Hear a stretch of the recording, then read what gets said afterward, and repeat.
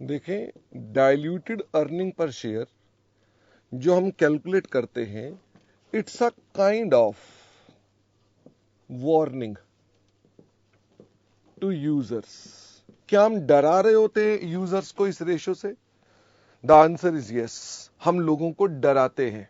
क्या करते हैं? हम बोलते हैं कि भाई तुम्हारी रेशो में क्या हो सकती है? गिरावट हो सकती है। अब बारी आ गई डाइल्यूटेड अर्निंग पर शेयर के अंदर कि हमें क्या क्या चीजें करनी है। हमें सबसे पहले आइडेंटिफाई करना पड़ता है पोटेंशियल शेयर्स। हमारा सबसे पहला काम यह है। जब हम आइडेंटिफाई करने की बात करते हैं तो इसके लिए एक डेफिनेशन है। वो डेफिनेशन क्या है? पोटेंशियल इक्विटी शेयर्स क्या होते हैं? जिनके अंदर आपको क्या मिले हैं? Received resources. जिसमें आपको क्या मिला है? रिसोर्स मिला है, विच हैव बीन इन्वेस्टेड या यूज्ड इन बिजनेस। जिस पैसे को आपने क्या कर लिया है? यूज कर लिया है, और जिसके बदले में आप क्या देंगे? फ्यूचर में इक्विटी शेयर देंगे। ये तीनों कंडीशन पूरी हो तो हम क्या बोलेंगे? ये पोटेंशियल शेयर्स है। मुझे बताओ, इसमें हमने कुछ एग्जाम्पल्स भी किए थे, तो मुझे इसके एग्जाम्पल्स बताओ। इसमें कौन कौन से एग्जाम्पल्स थे?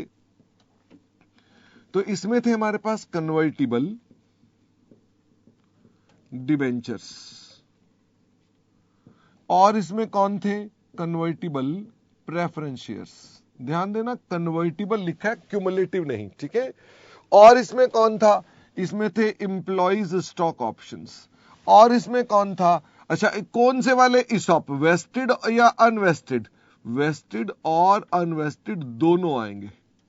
वेस्टेड भी आएंगे, अनवेस्टेड भी आएंगे। अच्छा, और बताओ इसके अलावा। शेयर वारंट लिखा मैंने? नहीं लिखा ना अभी। Share warrant.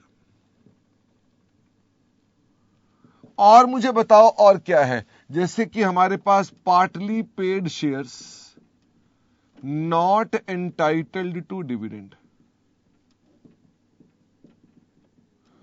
और क्या हो सकता है? Contingently issuable shares. ये हमने आपके नोट्स के अंदर फुल फॉर्म लिखी हुई है। कॉन्टिंजेंटली इशुएबल शेयर्स मतलब कोई भी ऐसा कॉन्ट्रैक्ट जिसके अंदर आपको शेयर देने पड़ेंगे अपॉन सेटिस्फेक्शन ऑफ कॉन्टिंजेंसी। तो हमने इतने सारे पॉइंट बताए, बट हमारा इंस्टीट्यूट इसमें से आपसे जो क्वेश्चन पूछता है वो किस पर क्वेश्चन पूछता है? हमारा इंस्टीट्यूट इसमें से इन बारे में क्वेश्चन पूछता है। यानी रेड मार्क वाले इंपॉर्टेंट हो गए, बाकी चीजें भी हैं, but you know the definition also.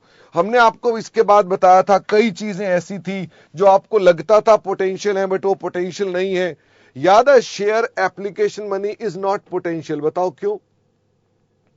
Share application money में भी तो फ्यूचर में शेयर देने हैं, ये नहीं है पोटेंशियल, क्योंकि it is not used in business, क्योंकि पैसा बिजनेस में यूज नहीं हुआ है। तो यानी ये अल्टीमेट डेफिनेशन काम करती है आपको करेक्ट आंसर देने के लिए। फिर भी हमने अपने पास ऐसा कारण शेयर वारंट बेटा पहले डिस्कशन हो रखी है, अंबानी जी का एग्जांपल लेके चर्चा हुई थी। अब मुझे ये बताओ, हमें इनमें ना इफेक्ट्स भी सोचने पड़ते हैं। Effects on basic earning per share को मैं अगर कहूं तो मैं रेशियो के कंटेक्स्ट में आपसे इसी के नीचे करा देता हूं। मुझे यह बताओ, कन्वर्टिबल डिवेंचर्स का इफेक्ट क्या होगा? क्या इसमें सेविंग्स इन इंटरेस्ट होगा? फटाफट से बताओ, क्योंकि ये इफेक्ट किस सोच से निकालते हो? फटाफट से बताओ, क्या सोच के निकालते हो?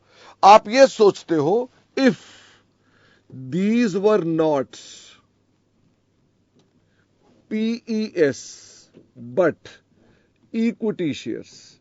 आप बोलते हो अगर ये डिबेंचर ना होते, क्या होते? इक्विटी होते। तो मुझे ये बताओ, कन्वर्टिबल डिबेंचर्स में क्या सेविंग्स होती? सेविंग्स इन इंटरेस्ट कैसे? Net of tax.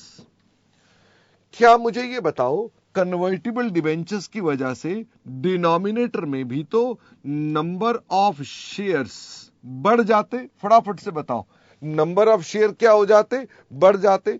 क्या मुझे इसे भी वेटेड लेना होता है? फटाफट से बताओ, क्या मुझे इसको भी वेटेड लेना होता है? The answer is yes. इसका मतलब ये कब आए और कब कन्वर्ट हुए, क्या दोनों डेटें काम की हैं? अगर ड्यूरिंग द ईयर आए तो आपको पार्ट ऑफ द ईयर लेना पड़ेगा, या ड्यूरिंग द ईयर कन्वर्ट हो गए तो पार्ट ऑफ द ईयर तक लेना पड़ेगा। You are understanding my point? उतना ही पार्ट लोगे ना जिसके लिए वो हमारे पास यूज में, क्योंकि आपने यही तो बोला वो इक्विटी होते, तो इक्विटी में वेट लगाना पड़ता। मुझे ये बताओ, कन्वर्टिबल प्रेफरेंस शेयर पर एक भी सवाल हमने नहीं किया, लेकिन इनमें सेविंग किसकी होती है? क्या प्रेफरेंस शेयर को हम इंटरेस्ट देते हैं कि प्रेफरेंस का डिविडेंड देते हैं? इनको हम क्या देते हैं? हम इनको डिविडेंड देते हैं। आपको टैक्स वाले सर बताएंगे कि इसमें मोदी जी टैक्स नहीं लगाते हैं, इसका मतलब इसमें कहीं नेट ऑफ टैक्स करने की आवश्यकता नहीं है। तो मुझे बताइए, डिवाइडेड बाय, क्या इसमें भी नंबर ऑफ शेयर्स लेंगे? The answer is yes. क्या आपने एक भी सवाल इसका किया? नहीं किया। बट एनीवे मैंने आपको यह बता दिया कि इसमें भी सेविंग होती है। जैसे डिवेंचर्स में इंटरेस्ट की सेविंग होती है, इसमें किसकी सेविंग होती है? इसमें डिविडेंड की होती है।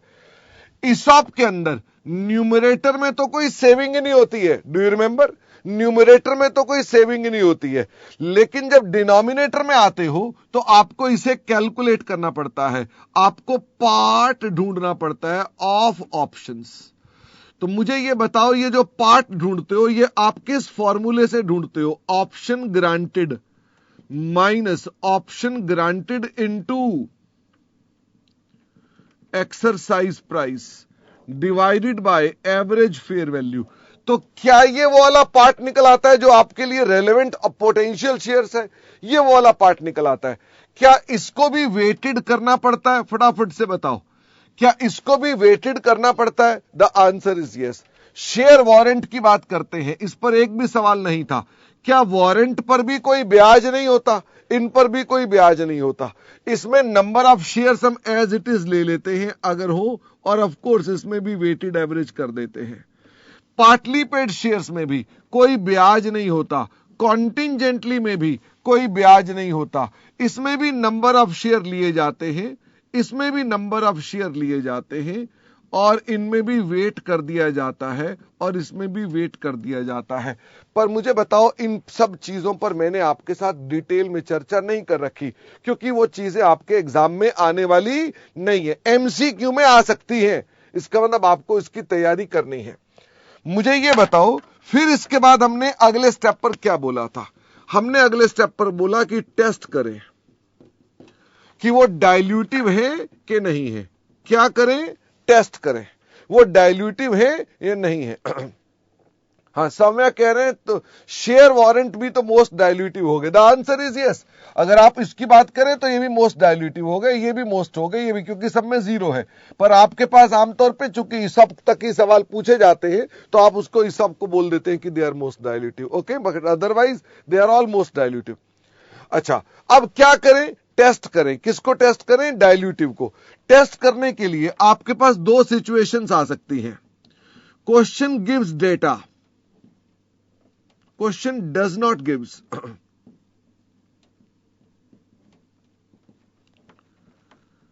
Of continuing ordinary operations and discontinuing operations. तो मुझे बताइए, अगर मान लीजिए क्वेश्चन ये डेटा नहीं दे रहा है of continuing ordinary operations and discontinuing operation, तो क्या करें? Ignore test. फिर आपको टेस्ट करने की जरूरत नहीं है। फिर हम क्या कर लेंगे? फिर हम कर लेंगे जुगाड़ test.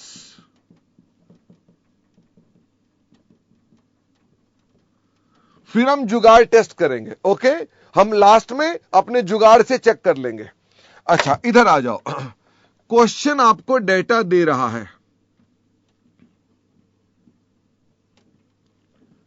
Of COO and DCO.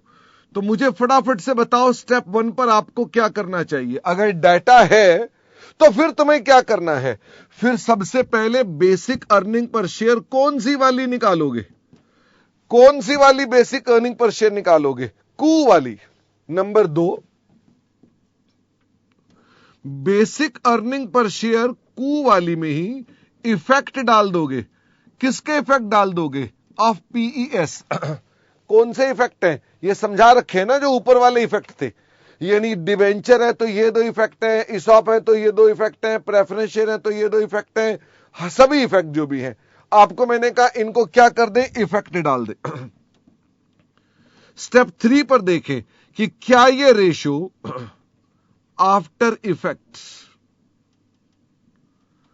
Of PES क्या है, लोअर है। किससे लोअर होनी चाहिए, जो हमारी basic earning per share from कू है।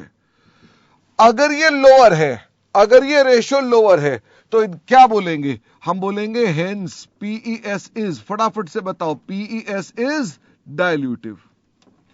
अदरवाइज क्या बोल देंगे, वो एंटी डाइल्यूटिव है।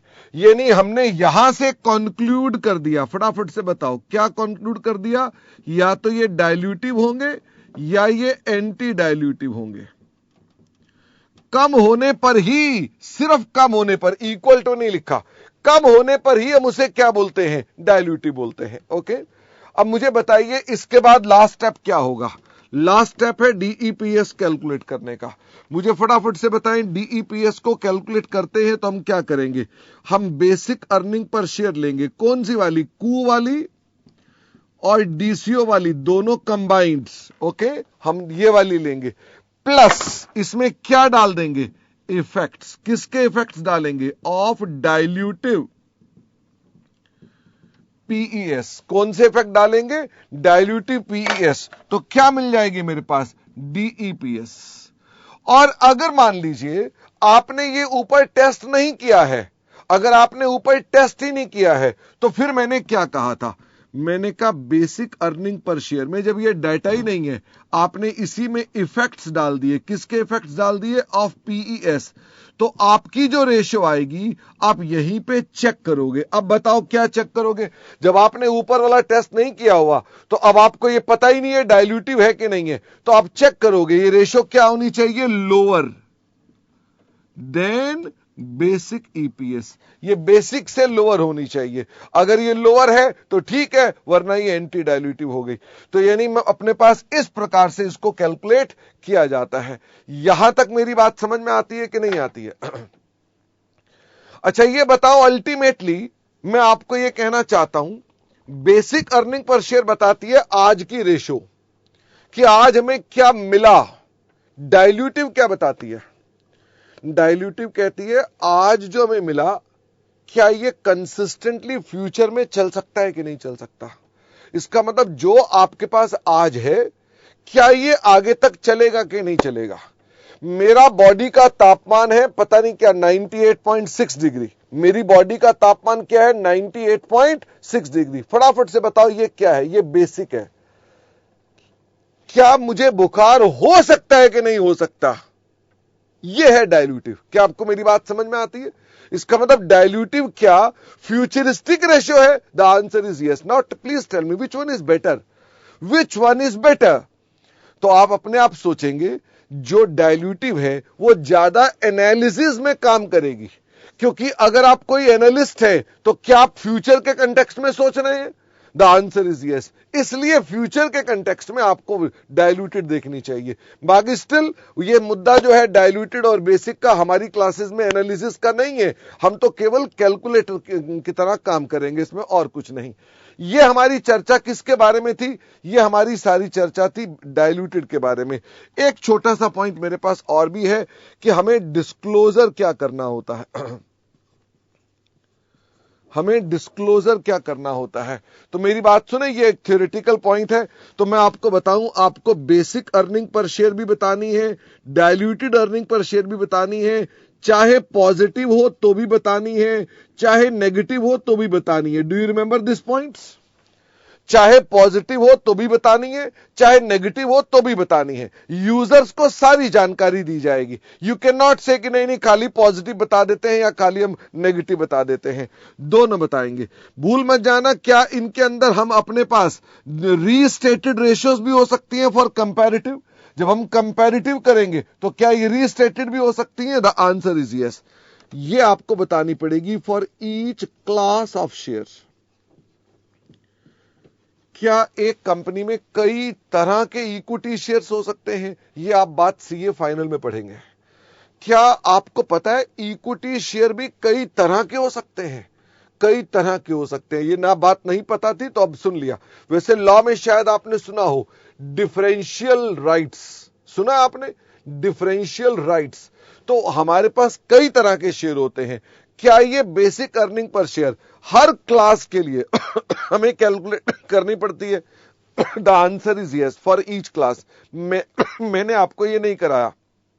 क्या मैंने क्लास वाइज कैलकुलेशन की है? मैंने क्लास वाइज नहीं की है। ये आप कहां पढ़ने वाले हैं, मुझे फटाफट से बताओ। ये इंड एस में पढ़ोगे सीए फाइनल में आकर। अभी आप इसको छोड़ दें। आप हमेशा डिस्क्लोज करेंगे अपने शेयर की नॉमिनल वैल्यू। हमने किसी कंपनी की एनुअल रिपोर्ट दिखाई थी तो वहां आपको बताया भी था कि किसकी कंपनी की दिखाई थी। हमने शायद बोट में दिखाई थी या किसी और कंपनी की दिखाई थी। उसमें सुहाग की दिखाई थी, बोट वाले में तो शायद नहीं था, पता नहीं सुहाग की दिखाई थी। उसमें हमारे पास क्या नॉमिनल वैल्यू दी हुई थी? द आंसर इज यस, कि नॉमिनल वैल्यू इज ₹10।